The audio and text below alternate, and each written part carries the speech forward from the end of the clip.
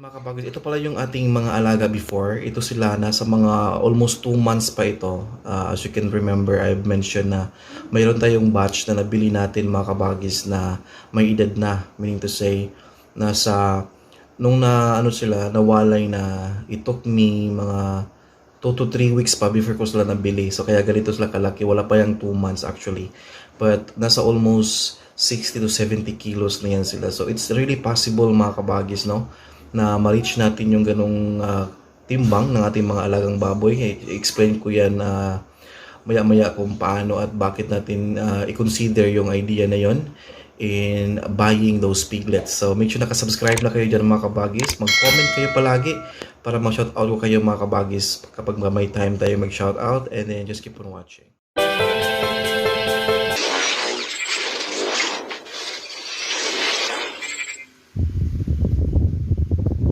Video na ito is a video, or it was I guess mga December last year. Ito na mga batch na baboy natin, napakaganda at talagang i-consider natin yung lahi ng baboy talaga before natin to bilhin.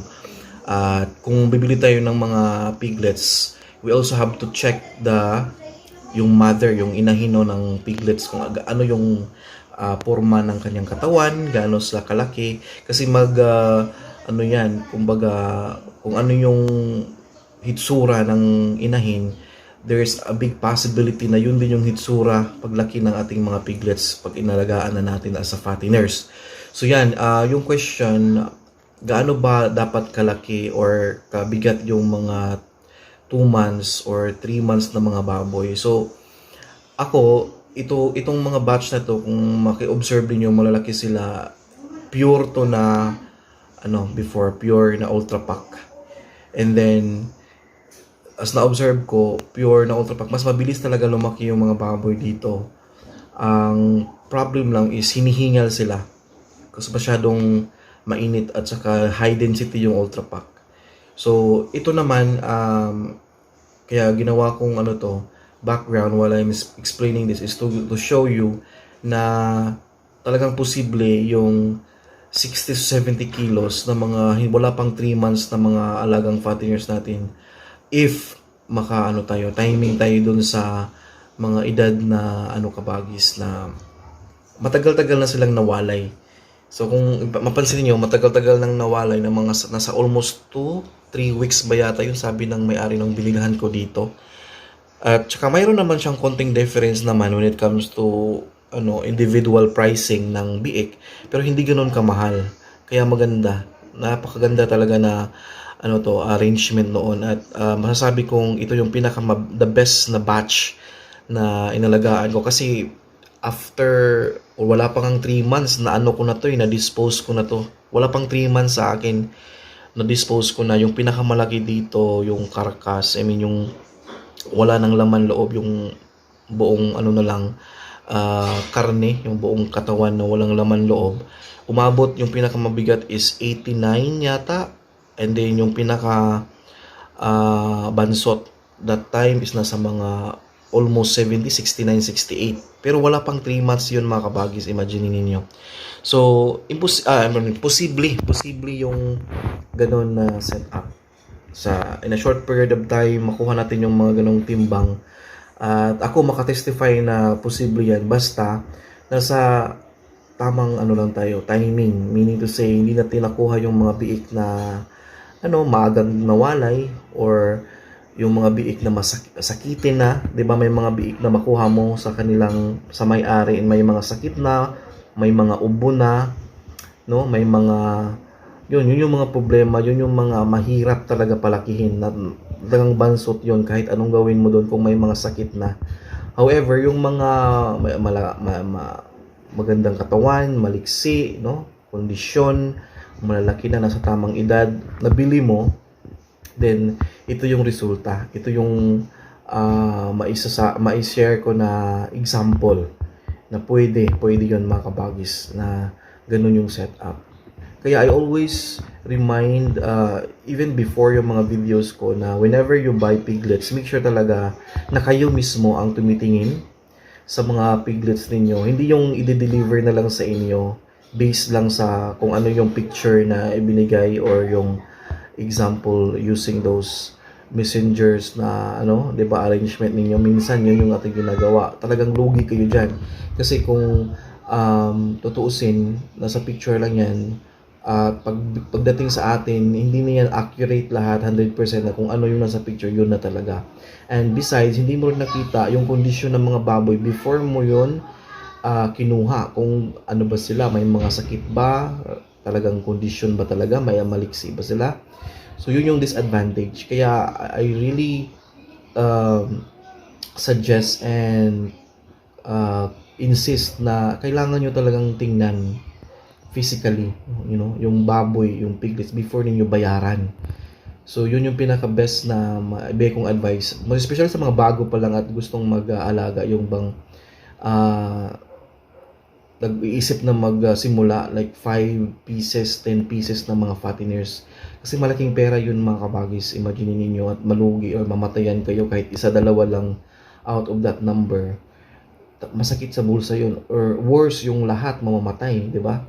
So yun yung pinaka-importante. Tingnan nyo talaga. At i-make sure din ninyo na kapag binibili nyo sila, tanungin niyo yung ano yung feeds na pinapakain, kasi importante din yan na malaman niyo kung ano yung feeds, anong stage na.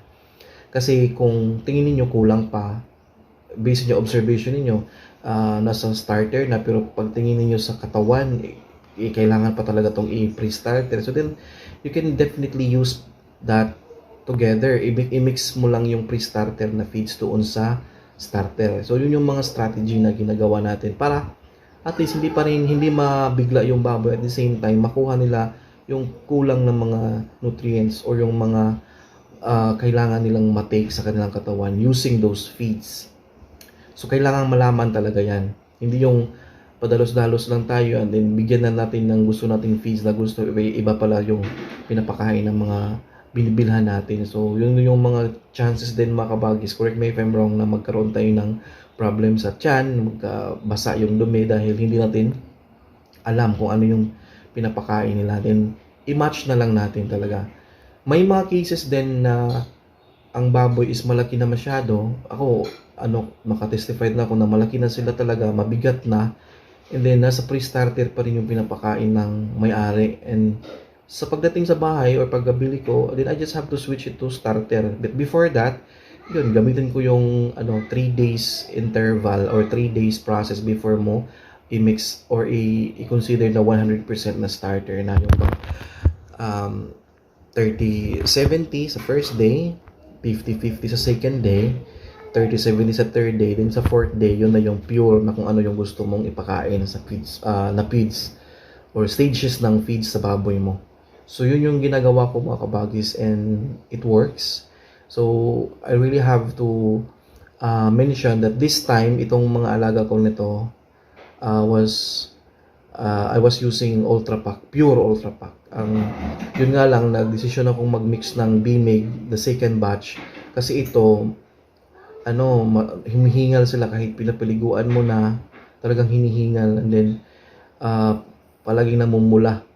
So parang na-alarma din ako baka ma-stroke sila kasi high density talaga yung Ultra Pack. So I'm starting mixing it sa next batch na it works, hindi na masyadong hinihingal at almost the same pa rin yung resulta. Ang lang talaga, mag-matter lang talaga mga kabagis, yung ma-reach natin yung timbang ng ating mga alaga once natin kung anong klaseng biik na nabili natin. But regarding sa feeds, kahit anong feeds, basta pure feeds yung pinapakain mo. And then if you are also mixing with different type of feeds, it's okay, basta pure feeds lang. Kung gusto niyo namang mag-mix ng yung hammered corn, okay din yun. Kasi makabawas-bawas din yun sa gastos. Pero hindi ko pa nasubukan yan sa batch ko dito sa area na to na inalagaan ko. But before with my mom, na yung buhay pa yung mama ko, gumagamit kami ng hammered corn, taho sa Bisaya. I don't know ano yun sa tawag sa Tagalog, at feeds. Konti lang yung feeds. Then marami naalala ko, marami ang taho sa feeds. Tapos marami din yung hammered corn. Kasi mahal yung feeds before Kahit ngayon mahal, mas mahal ngayon, pero mas mahal pa rin yan noon. Kaya ang mga tao mas piniprefer nilang ipakain yung mga ganong option like tahop at saka hammered corn kasi mas mura at mayroon lumalaki din naman yung baboy natin pero hindi talaga katulad ngayon sa na-observe ko na pure feeds yung pinapakain na umabot ng 100 plus kilos. Mayroon nga akong, natuwa nga ako sa mga comment dito mga kabagis. Minsan may mga nagko-comment na nag-thank you sila sa mga sinishare ko kasi in a span of 3.5 months, nakuha nila yung 100 plus kilos ng ilang kanilang mga baboy. And it's nice to hear that, no? It's nice to hear that feedback na nag-work din sa kanila. So, but not all the time, no? Just make sure mga kabagis na kayo mismo talaga mag-observe at i-apply nyo lang yung mga bagay-bagay na mas nag-work sa inyo. So, yun lang. So, imagine niyo yun, 100 plus kilos in 3 months, 3.5 months. Talagang maganda yon. And masasabi ko na talagang it boils down to the quality of piglets na mabili natin talaga. So, kaya, kung nagpaplano kayong mag-alaga, nagpaplano kayong mag-start, you really have to think of getting those piglets na galing talaga sa mga kilala na mga supplier and those subok na maganda talaga yung resulta mo, especially kapag fattenings yung ating ini-aim. So yun lang mga kabagis, no? So yun, thank you so much. I'll also doing a shout out, mag-shout out tayo mga kabagis. Salamat sa lahat. Shout out natin mga kabagis si Glyzimar Evangelista, nandiyan yan palagi sa ating mga comment at napakaganda ng kanyang comment mga kabagis. So kabagis, natinda ko na or nabenta ko na yung 4 na fatteners ko. Ang ganda ng kilo nila, 79, 85, 87 at 92. Salamat sa mga payo. 3 months and 6 days lang sila nabenta ko.